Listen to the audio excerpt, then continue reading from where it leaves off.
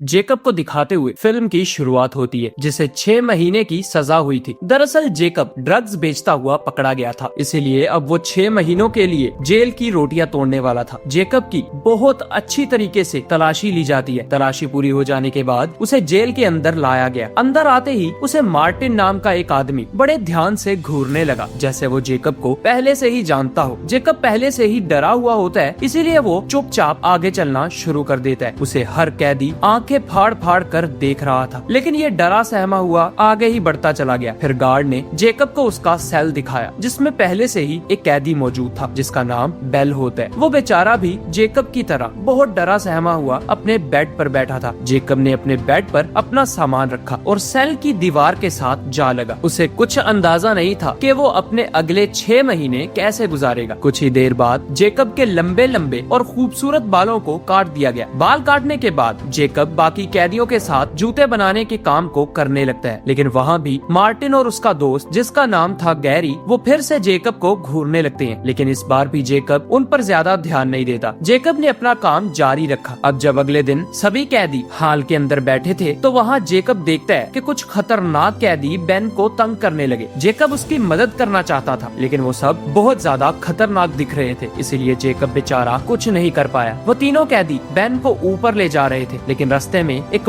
बहुत मोटा सा कैदी उनके पास से गुजरता है, जिसे देखकर उन तीनों कैदियों ने उस मोटे कैदी को रास्ता दिया। उस मोटे कैदी का नाम था मर्व। जेकब देखता है कि उन 3 खतरनाक कैदियों के ऊपर भी इस जेल के अंदर कोई ना कोई तो है। वो कोई और नहीं बल्कि मार्टिन ही था। वो मोटा कैदी, जिसका नाम था मर्व, वो सीधा मार्टिन के पास आता है और उसको एक खुफिया चिट्ठी देता है, जिसके ऊपर कुछ कोड जैसा लिखा हुआ था। दोस्तों, इस कोड के बारे में भी हमें आगे चल के पता चलेगा। उतने में ही जेकब मार्टिन के पास आया और आते ही मार्टिन को कहने लगा, तुम हारने वाले हो। ये सुनते ही गैरी उस पर भड़क जाता है, लेकिन मार्टिन ने उसे रोक दिया। मार्टिन ने कहा, अगर मैं हारने वाला हूँ तो बताओ कैसे। दरअसल जेकब शतरंज की बात कर रहा था। जब जेकब ने मार्टिन को ये बताने के लिए कुर्सी आगे की, तो मार्टिन ने कहा, बेटा, मैंने तुम्हें बैठने का नहीं बोला, चुपचाप खड़े रहो और मुझे बताओ कि मैं कैसे हारने वाला हूँ। जेकब ने तुरंत ही मार्टिन को उसकी गलती बताई और उसे 3 चालों के अंदर ही हरा दिया। अपनी हार को देखकर और जेकब की अकल को देखते हुए मार्टिन बहुत ज्यादा हैरान होता है। मार्टिन ने जेकब से कहा, बेटा, तुम दूसरों से तो काफी अलग हो। ये सुनकर जेकब जरा हंसने लगा, लेकिन मार्टिन ने तुरंत ही उसे चुप करा दिया और कहा, अगर तुम हमारे साथ घूमोगे तो जेल के हर एक कैदी की नजरों में आ जाओगे, जो तुम्हारे लिए बिल्कुल भी अच्छा नहीं होगा। इसीलिए तुम्हारी भलाई इसी में है कि हमसे जरा दूर ही रहो। अब जैसे ही रात हुई तो जेकब ने देखा कि बेन दीवार पर किसी चीज को घिसता जा रहा था। जब जेकब ने उसे ऐसा करने की वजह पूछी, तो बेन ने उसे कहा, ये मैं उन गुंडों को सबक सिखाने के लिए कर रहा हूँ। तुम्हारे पास इससे कोई बेटर आइडिया है तो मुझे जरूर बताना। जेकब ने कहा, आइडिया का तो पता नहीं, लेकिन वो 3 सांड इस छोटी सी चीज से नहीं मर सकते, इसीलिए ऐसा ना हो कि तुम्हारा प्लान तुम पे ही भारी पड़ जाए। लेकिन दोस्तों, असलियत तो कुछ और ही होने वाली थी। उन दोनों की बातचीत खत्म होने के बाद जब जेकब सो चुका था, तो रात को उसे कुछ आवाज आती है। जेकब जैसे ही उठा तो ये देखकर चौंक गया, क्योंकि बेन ने अपने ही गले के अंदर उस टूथब्रश को घुसा दिया था, जिससे वो लहूलुहान हो चुका था। जेकब तुरंत नीचे उतरा और गार्ड्स को बुलाने लगा, लेकिन उसका कोई फायदा नहीं हुआ। जितनी देर में गार्ड्स अंदर आए, उतनी देर में जेकब के सामने ही बेचारा बेन दम तोड़ देता है। जेकब को बेन की ये हालत देखकर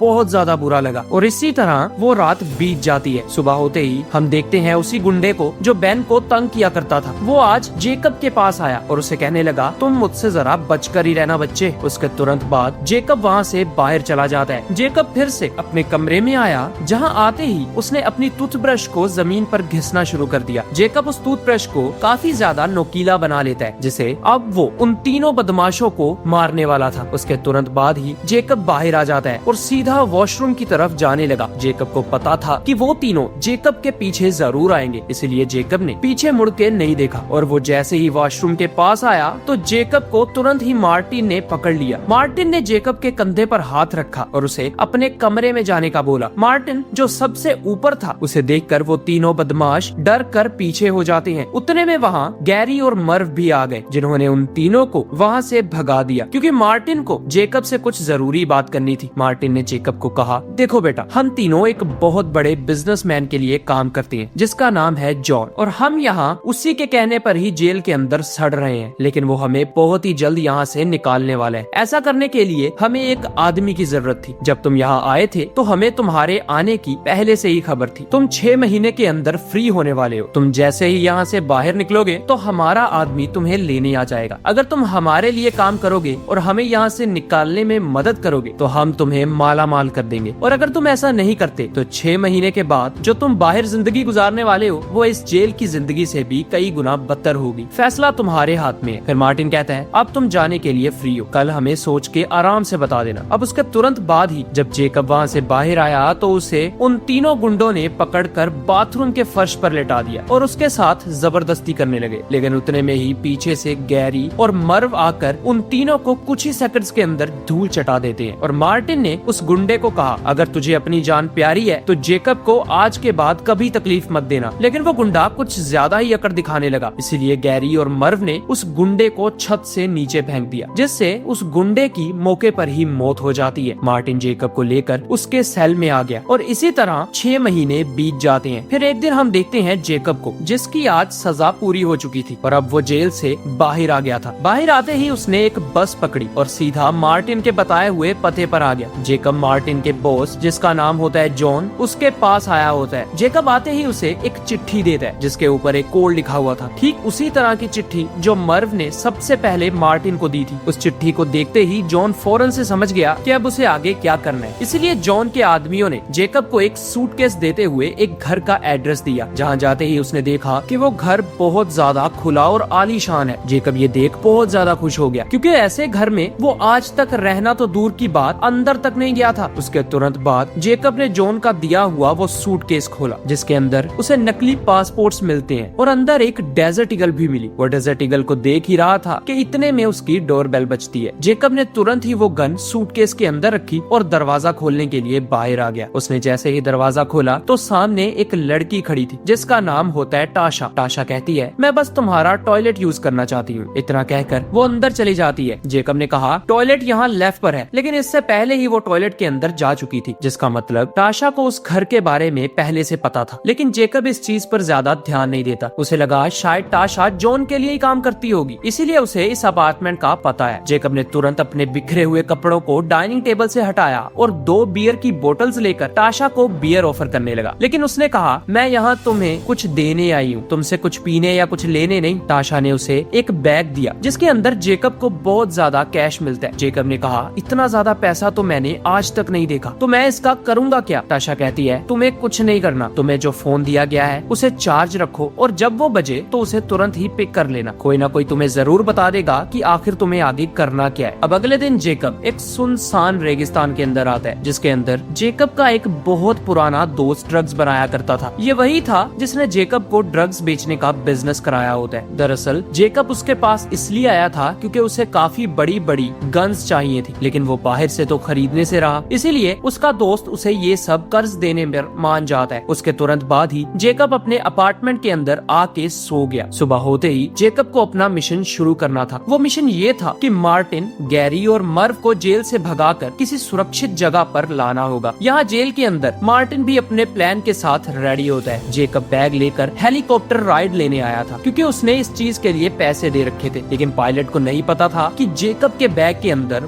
बड़ी बड़ी गन्स छुपी हुई हैं। इसीलिए मौका देखते हुए जेकब पायलट पर गन पॉइंट करने वाला था। लेकिन जेकब की सांसें फूलना शुरू हो जाती हैं, क्योंकि उसने ऐसा काम आज से पहले कभी नहीं किया था। लेकिन वो अब इस काम से भाग भी तो नहीं सकता था, इसलिए उसने हिम्मत जताते हुए एक राइफल को पायलट की कनपट्टी पर रखा और उसे जेल की तरफ हेलीकॉप्टर घुमाने का बोला, जिसकी वजह से पायलट ऐसा ही करता है जैसा जेकब ने उसे करने का कहा। यहाँ जेल के अंदर मर्व, गैरी और मार्टिन तीनों अपना प्लान स्टार्ट कर देते हैं। इसीलिए मर्व ने एक दूसरे कैदी के साथ फाइट करना शुरू कर दी, जिसे रोकने के लिए जब गार्ड उनके पास आने लगा तो गैरी और मार्टिन ने उसे पकड़ लिया और उसके गले पर एक नुकीला टूथब्रश रखकर दूसरे गार्ड्स को दरवाजा खोलने का ऑर्डर देने लगे। डर की वजह से बाकी गार्ड्स गार्डन का दरवाजा खोल ही देते हैं। लेकिन जब वो तीनों गार्डन के अंदर आए तो मार्टिन देखता है कि अभी तक जेकब हेलीकॉप्टर के साथ यहाँ पर नहीं आया। इतना कम नहीं होता कि पीछे से कुछ गार्ड्स उन पर गन पॉइंट्स कर देते हैं। लेकिन अचानक से जेकब हेलीकॉप्टर लेकर वहाँ पहुँच ही गया और उस गार्ड पर फायरिंग करना शुरू कर देता है, जिसका फायदा उठाते हुए मार्टिन, गैरी और मर्व तीनों हेलीकॉप्टर में चढ़ गए और वहाँ से सबकी नाक के नीचे से होते हुए भाग जाते हैं। वो वहाँ से एक सुनसान रेगिस्तान के अंदर आए, जहाँ पर पहले से ही एक कार मौजूद थी जो जेकब ने ही वहाँ पर पार्क कर रखी थी। वो तीनों तीनों जेकब के साथ उस कार में बैठे और एक छोटे से टाउन के अंदर आ गए, जहाँ पर आते ही उन्होंने मर्व को कुछ खाने के लिए लाने का बोला। जब मर्व दुकान के अंदर आया तभी पीछे से वो सब लोग रेडियो पर एक अनाउंसमेंट सुनते हैं। वो अनाउंसमेंट किसी और की नहीं बल्कि उन तीनों के जेल से फरार होने की ही खबर चल रही थी, जिसमें मार्टिन और गैरी का नाम तो होता है कि ये दोनों ड्रग डीलर हैं, और मर्व के बारे में भी बताया जाता है जिसने 9 साल की बच्ची का रेप करके उसे जान से मारा था, जिस वजह से उसे जेल में जाना पड़ा था। दरअसल गैरी और मार्टिन जॉन के लिए काम करते हैं, जबकि मर्व उनका वो दोस्त था जो जेल के अंदर ही उनके साथ मिला था। ये सब सुनते ही मार्टिन और गैरी को बहुत ज्यादा गुस्सा आया कि एक तो उसने हमसे झूठ बोला और ऊपर से उसने जेल से भागने के लिए हमारा इस्तेमाल किया। इसीलिए जब मर्व कार के अंदर बैठा तो मार्टिन तुरंत नीचे उतरा और मर्व को बहुत बुरी तरह से पीटने लगा। मर्व को बेहोश करने के बाद वो उसे वहीं पर छोड़कर जेकब के अपार्टमेंट में आ जाते हैं, जहाँ जेकब थोड़ा सा और ज्यादा गुस्सा हो जाता है। जेकब गैरी को कहता है ये जॉन ने हमें किस तरह का अपार्टमेंट दिया है, अंदर आने के लिए सिर्फ एक ही दरवाजा है और पीछे से भागने के लिए ना तो कोई दरवाजा है, और अगर कूदना पड़े तो उसके लिए हाइट बहुत ज्यादा है। तो अगर यहाँ पर किसी की रेड पड़ी या पुलिस ने हमें यहाँ पर ढूंढ लिया तो हम यहाँ से कैसे भागेंगे। लेकिन गैरी कहता है छोड़ यार, अभी अभी तो जेल से छूटे हैं, जरा चिल करो और रिलैक्स करते हैं फिर सोचेंगे। लेकिन मार्टिन को अभी भी कुछ ठीक नहीं लग रहा था, इसीलिए वो तुरंत गैरी और जेकब के साथ जॉन को मिलने आ गया, जहाँ वो दोनों आपस में खूब गपशप लगाते हैं। इसी तरह ही रात हो जाती है। तभी जेकब की नजर टाशा पर पड़ी, जो एक स्विमिंग पूल के किनारे पर बैठी थी। जब जेकब वहाँ उसके पास आया तो पीछे से जॉन का एक खास आदमी जिसका नाम होता है नोआ, वो आ जाता है। वो भी टाशा को पसंद करता था। जब उसने जेकब को टाशा के पास बैठे हुए देखा तो उसने तुरंत ही जेकब को स्विमिंग पूल के अंदर धक्का दे दिया। वैसे तो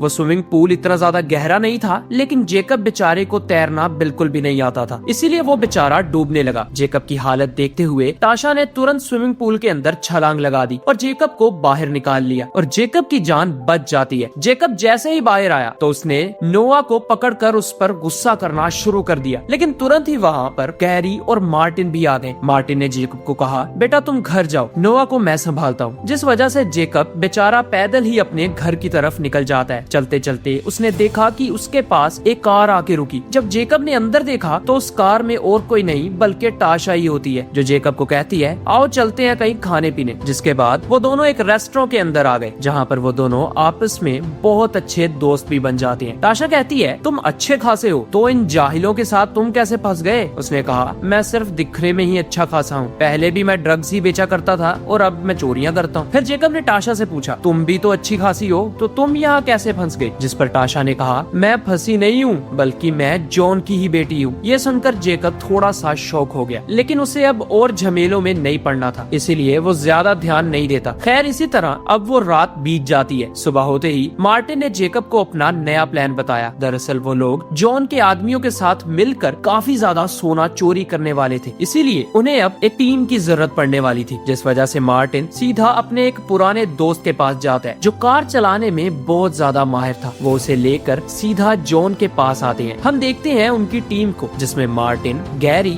जेकब, मार्टिन का दोस्त जो रेस ड्राइवर था जिसका नाम होता है जेराल्ड, और जॉन का राइट हैंड नोआ था। लेकिन वहाँ भी नोआ जेकब को चिढ़ाना शुरू कर देता है, जिस वजह से जेकब को बहुत ज्यादा गुस्सा आया और उसने अब नोआ के साथ लड़ना शुरू कर दिया। उन दोनों को बाकी सब ने एक दूसरे से अलग किया और मार्टिन ने जेकब को कहा तुम जरा बाहर टहलने क्यों नहीं चले जाते यार, हमें प्लानिंग करने दो। देखा जाए तो मार्टिन जेकब की बहुत परवाह करता था, क्योंकि वही था जिस वजह से मार्टिन आज आजाद घूम रहा है। उसके तुरंत बाद मार्टिन बाहर टाशा के पास आया, जो दोनों अब एक दूसरे के बहुत करीब आ चुके थे। उन दोनों को आपस में प्यार भी हो जाता है। टाशा कहती है चाहे जो कुछ भी हो जाए, मैं इस मिशन के अंदर तुम्हें नहीं खोना चाहती। जेकब ने कहा तुम बेफिक्र हो जाओ, मुझे कुछ नहीं होगा। फिर इसी तरह अगला दिन शुरू हो जाता है, जिस दिन वो सब लोग सोना चोरी करने वाले थे। वो अपनी टूल किट और गाड़ियां लेकर इलेक्ट्रिशियन की ड्रेस पहनकर नकली आईडीज के साथ गोल्ड फैक्ट्री में पहुंच जाते हैं, जहां अंदर घुसते ही मार्टिन ने एसी वेंट को ओपन किया और जेकब को कहा तुम्हें यहाँ से अंदर जाना होगा और ठीक 4 घंटों का इंतजार करना होगा। जैसे ही सुबह के 7 बजेंगे तो तुम्हें अंदर कूदकर अंदर से ही दरवाजा खोलकर हमें एंट्री दिलानी होगी। तो जेकब बिल्कुल ऐसा ही करने लगा। जेकब जैसे ही मार्टिन के बताए हुए जगह पर पहुंचा तो अचानक से उसके हाथ से टॉर्च नीचे गिर जाती है, जिसे देखकर जेकब बहुत ज्यादा डर गया कि अगर किसी ने भी उस फ्लैश लाइट को नोटिस कर लिया तो जेकब की वजह से उन सब का प्लान चौपट हो जाएगा। लेकिन खुशकिस्मती से 4 घंटे बीत गए और किसी ने भी उस लाइट को नोटिस नहीं किया। खैर खैर सुबह होते ही मार्टिन और गैरी दोनों सिक्योरिटी रूम में जाते हैं। जैसे ही सिक्योरिटी रूम ओपन हुआ तो उन्होंने सिक्योरिटी गार्ड्स को बंदी बनाकर कैमरास को अपने कंट्रोल में ले लिया। उन्होंने जेकब को नीचे कूदने का कहा। जेकब नीचे कूदते ही उनमें से एक आदमी को गन पॉइंट कर लेता है और अंदर से वो दरवाजा खोलने का कहता है। जब उसने वो दरवाजा खोला तो बाहर से मार्टिन, गैरी, जेराल्ड और नोआ आते हैं। अंदर आते ही वो सबको कहते हैं, हम तुम लोगों को कुछ नहीं करेंगे, हमें सिर्फ सोना चाहिए, सोना लेते ही हम यहाँ से चले जाएंगे। लेकिन गलती से नोआ वहाँ पर बैठे हुए एक आदमी की टांग पर गोली मार देता है। मार्टिन ने जब उसे ऐसा करने की वजह पूछी तो वो बस हंसने लगा, जिस वजह से मार्टिन ने उसके मुंह पर गुस्से से हमला किया और उसे जख्मी कर दिया। उतने में ही उन्होंने सोने को पिघलाना शुरू कर दिया और उसे ठंडा करके अपने बैग्स में डाल लिया। जब उनके बाहर आने का समय हुआ तो उन्हें पता चला कि बाहर तो हर तरफ से पुलिस उनको घेरे हुए है। तो वहाँ पर मार्टिन चलता है अपनी सबसे बड़ी चाल। उसने सभी वर्कर्स जैसा हुलिया बनाया और सबके साथ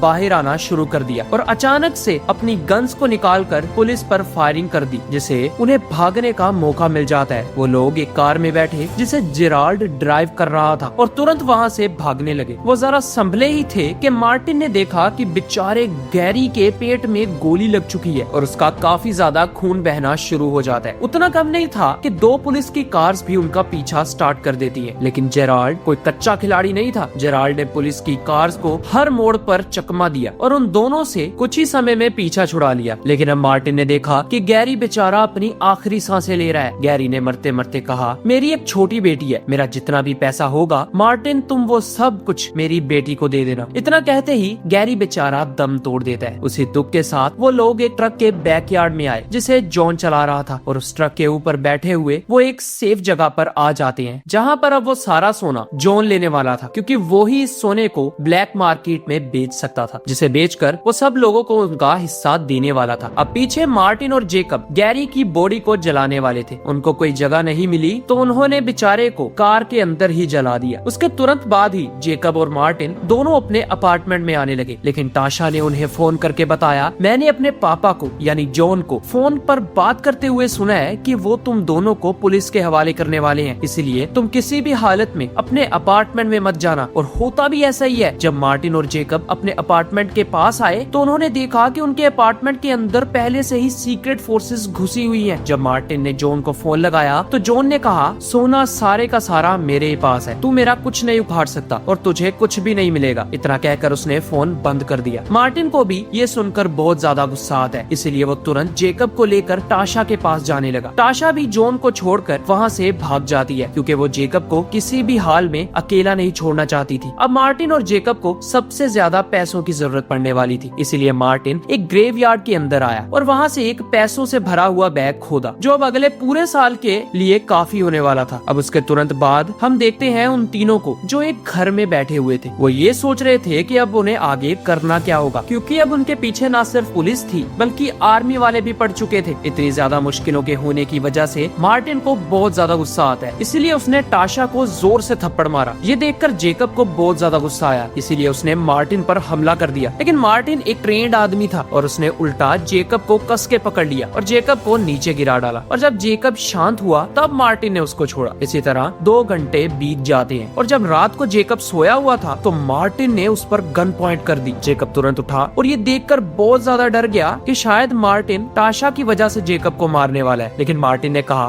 बेटा हमारी किस्मत फिर से बदलने वाली है, क्योंकि मुझे पता चल गया है कि जॉन सोने के साथ करने क्या वाला है। मार्टिन कहता है, बस तुम मेरी मानते जाओ और फिर देखो हम फायदे में ही होंगे। अगली सुबह ही वो दोनों एक कबाड़ खाने में आए जहाँ पर जॉन अपने सोने को रशियंस को बेचने वाला था। जेकब कहता है, अब हम क्या करेंगे? लेकिन मार्टिन ने कहा, तुम बस देखते जाओ। उतने में वहाँ पर जेराल्ड एक ट्रक को लेकर आया और उनमें जाकर क्रैश कर दिया और बाहर निकलकर वहाँ पर मौजूद सभी रशियंस को मार डाला और उन्होंने जॉन को पकड़कर अपने ठिकाने पर लाकर उसे मारना शुरू कर दिया। वो जॉन को काफी ज्यादा मारते हैं, लेकिन वो फिर भी सोने के बारे में कुछ भी नहीं बताता, इसलिए मार्टिन ने उसे फ्रीजर में बंद कर दिया। फ्रीजर में 1 घंटा बिताने के बाद जब उसे बाहर निकाला गया तो वो तुरंत सोने की लोकेशन बता देता है। मार्टिन और जेकब दोनों वहाँ गए और गोल्ड की प्लेट्स को निकाल कर सीधा जॉन के पास आ गए। जॉन, जो मार्टिन को देखकर शॉक्ड हो गया था, उसने जैसे ही अपनी गन उठाने की कोशिश की तो मार्टिन ने उसे गोलियों से छलनी कर दिया और उसके सामने ही उसी के चुराए हुए सोने को लेकर वहाँ से बोट पर आ गए। थोड़ी दूर ही ताशा भी थी, जो अब तीनों समंदर पार करके किसी दूसरी कंट्री जाकर रहने वाले थे। इसी तरह जॉन की मौत हो जाती है और मार्टिन अपना और गैरी का बदला भी ले लेता है। अब सोना उनके पास था, काफी पैसा भी, जिससे वो बाकी बची हुई जिंदगी आराम से गुजार सकते थे। इसी हैप्पी एंडिंग के साथ ये फिल्म यहीं खत्म हो जाती है। Thanks for your time.